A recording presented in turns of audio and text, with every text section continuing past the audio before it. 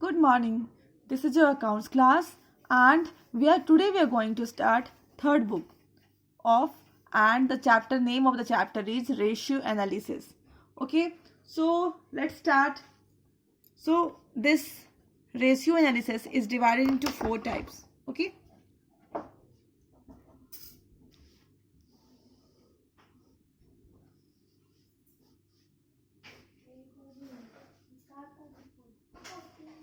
Four types. Okay.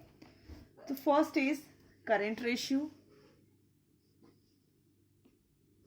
liquidity ratio,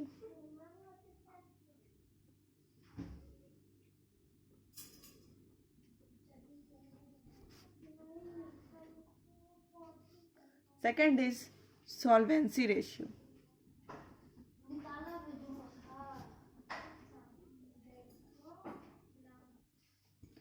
and the third is activity ratio.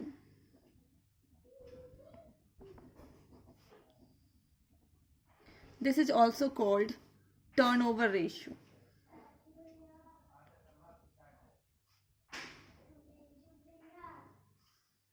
And the fourth is profitability ratio.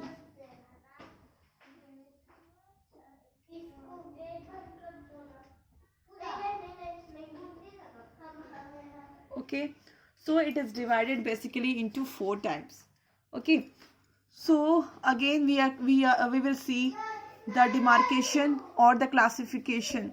Okay, तो basically आपको इस chapter में क्या करना है, ऐसा कुछ नहीं है कि आपको समझना बहुत ज़रूरी है, मतलब समझना ज़रूरी तो है ही, but the thing is this कि आपको ये सारे फॉर्मूलेज होते हैं, लाइक इसके अंदर दो रेशियो होगा, फिर इसके अंदर कुछ होंगे, फिर इसके अंदर कुछ होंगे, फिर इसके अंदर कुछ होंगे, एंड सबका डिफरेंट डिफरेंट फार्मूला होगा. तो it is very important for you to memorise the formula. Okay, तो आपके लिए बहुत ज़रूरी है कि आप क्या करो, इसके फार्मूला को मेमोराइज करो.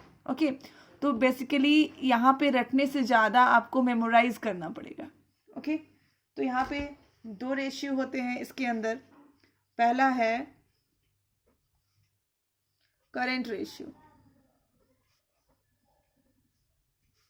और दूसरा है liquid ratio.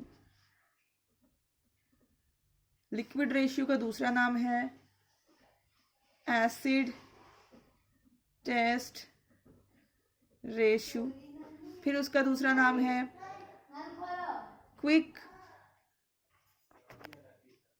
Okay, and again it is divided into not divided, it's another name. okay, quick ratio. मतलब हम देख रहे हैं कि लिक्विडिटी रेशियो के अंदर दो रेशियो होते हैं. पहला का नाम है करंट रेशियो एंड दूसरा का नाम है लिक्विड रेशियो. लिक्विड रेशियो के तीन नाम है: liquid ratio, acid test ratio और quick ratio.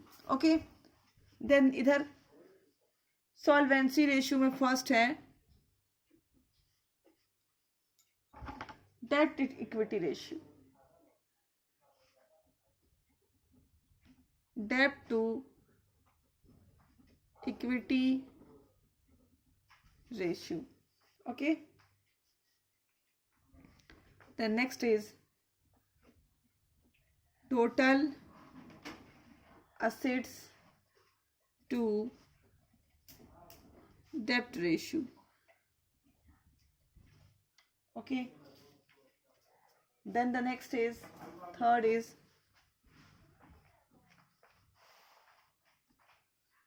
proprietary ratio.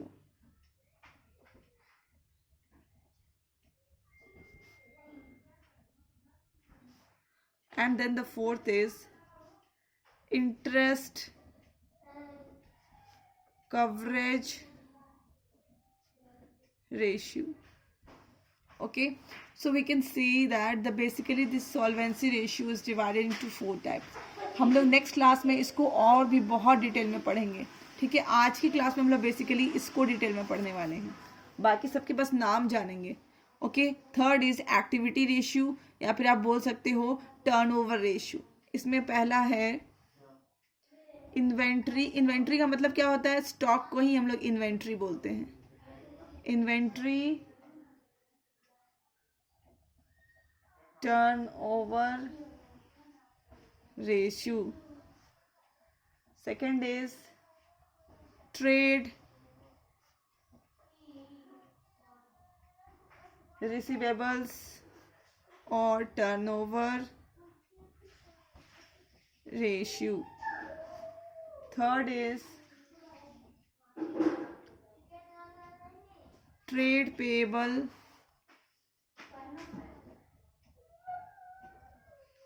turnover ratio. And the fourth is working capital turnover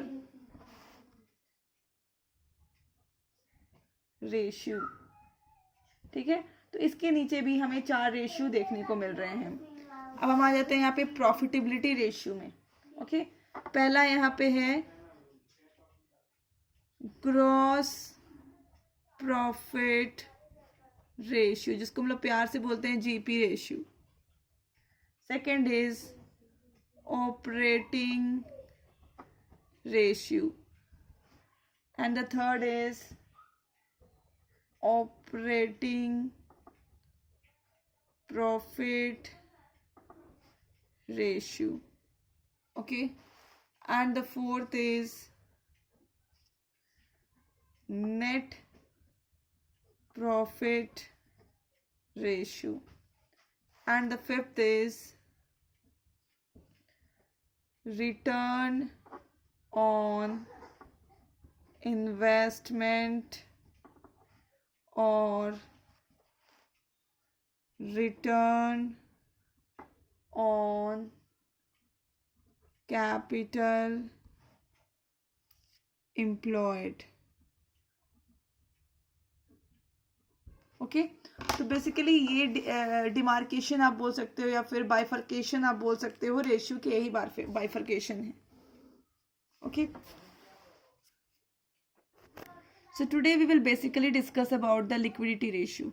आज हम लोग लिक्विडिटी रेशियो के बारे में डिस्कस करेंगे. तो लिक्विडिटी रेशियो अगर हम बात करते हैं तो इसके अंदर 2 रेशियो आते हैं. First is current ratio and second is liquid ratio. तो पहला इसमें हम करेंट रेशियो लिख लेते हैं. आपको जो प्रोजेक्ट मिले हैं उसमें भी आपको रेशियो से डील करना है. That is why I have started this chapter. Okay, तो पहला है current ratio is equal to current assets divided by current liabilities.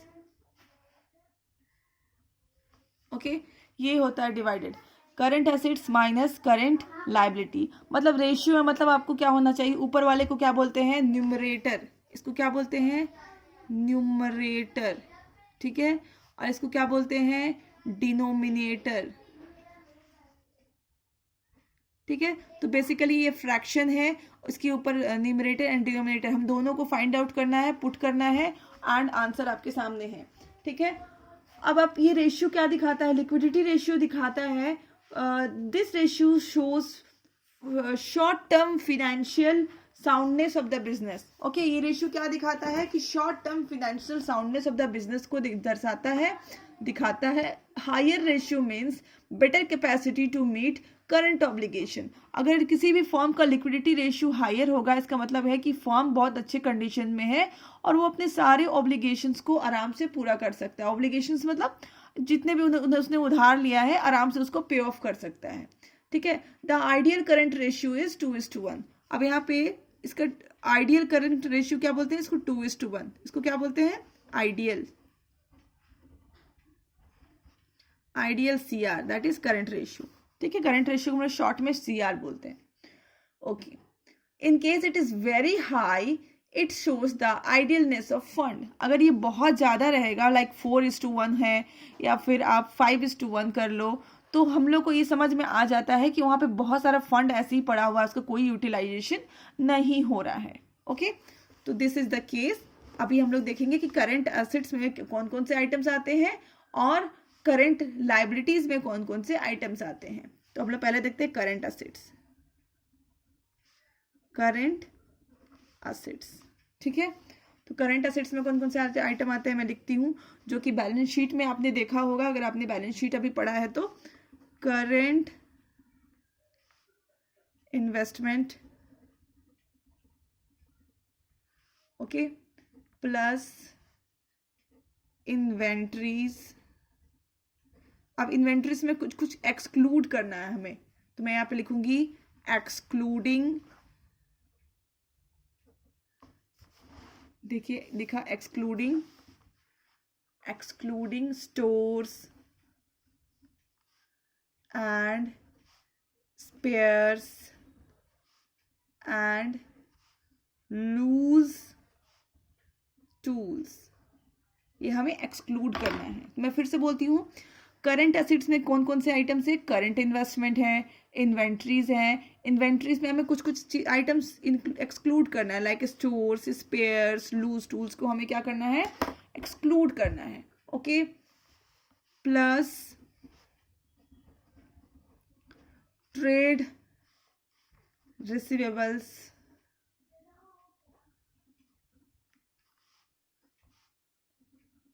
Net of trade receivables में मतलब होता है कि जो भी डेटर्स माइनस आप पीडीडी करते हो, that is provision for doubtful डेप्ट करते हो, उसमें जो आता है दैट इज यहाँ पे ट्रेड रिसीवेबल्स हुआ आएगा। तो मैं यहाँ पे ब्रैकेट में लिख रही हूँ net of provision for doubtful debts, okay, plus cash and cash equivalents, plus short term loans and advances, plus other current assets, okay. तो ये सारे आइटम्स हमें कहाँ मिलेंगे, जब हम करंट असेट्स को कैलकुलेट करेंगे तो हमें ये सारे आइटम्स को कंसीडर करने पड़ते हैं। And the next is current liabilities.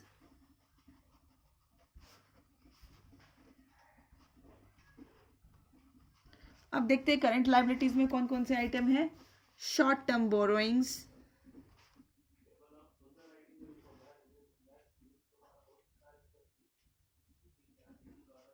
Plus trade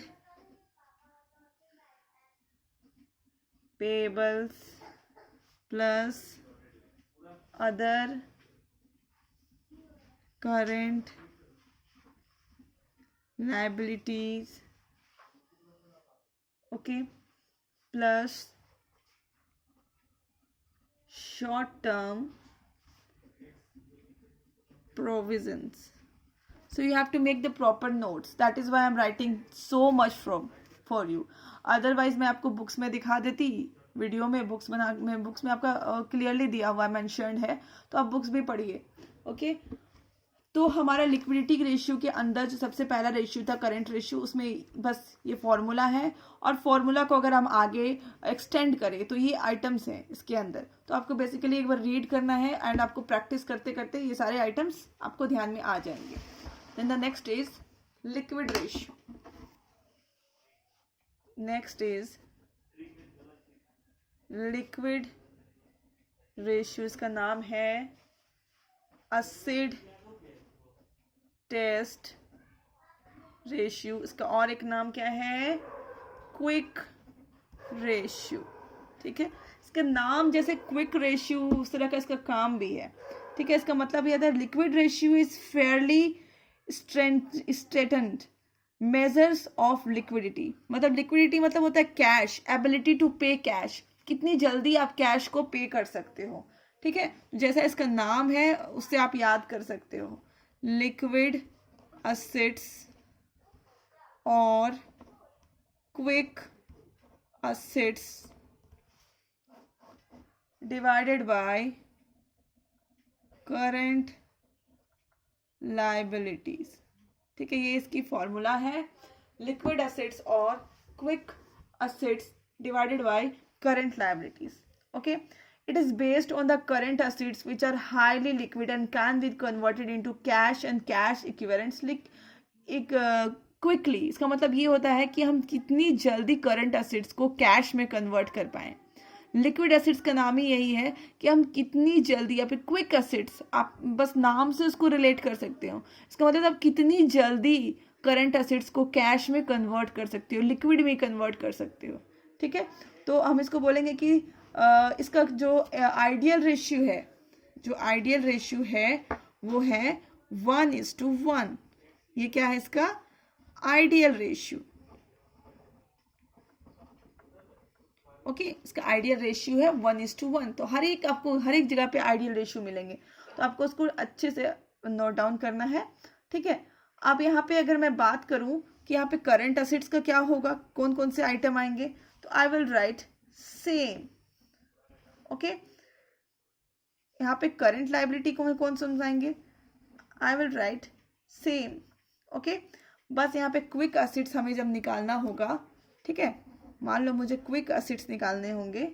quick assets is equal to current assets minus inventories minus prepaid expenses. ठीक है, तो मतलब आप बेसिकली यहाँ पे अगर ठीक से करके आते हो यहाँ तक, ठीक है, तो आपको करंट एसेट्स तो वही सेम है, करंट लायबिलिटी में जो आइटम्स आपको पहले पढ़ाया गया था वो सेम है. तो आप करंट एसेट्स निकालोगे, यहाँ पे डालोगे, पुट करोगे, और उसमें से इन्वेंट्रीज और प्रीपेड एक्सपेंसेस माइनस करोगे, तो आपको क्विक एसेट्स मिल जाएगा. फिर आप यहाँ पे क्विक एसेट्स पुट करोगे और करंट लायबिलिटीज आप पुट करोगे, तो आपको आइडियल रेशियो मिल जाएगा. ओके, तो ये तो था inventories and prepaid expenses are not considered as quick assets. Inventories आप समझते हो ना, सामान, गुड्स. अब गुड्स को कभी कभार देखना, अभी तो जैसे कोरोना टाइम है, अभी देखना गुड्स पड़ा हुआ है बहुत सारे में, तो उसका सेल इतना ज़्यादा नहीं है. ठीक है, तो हम लोग ये नहीं बोल सकते कि हम लोग इन्वेंट्री को तुरंत कैश में कन्वर्ट कर सकते हैं. ठीक है, या फिर प्रीपेड एक्सपेंसेस को हम तुरंत कैश में कन्वर्ट नहीं कर सकते हैं. दैट इज वाई ये दोनों आइटम्स को हम यहाँ पर से क्या कर लेते हैं, एक्सक्लूड कर देते हैं, माइनस कर लेते हैं, तब हमारा मिल जाता है quick assets. Okay, so that's all in today's video. Hope you understood the video. Go through the video and make proper notes and go through the book also. Thank you.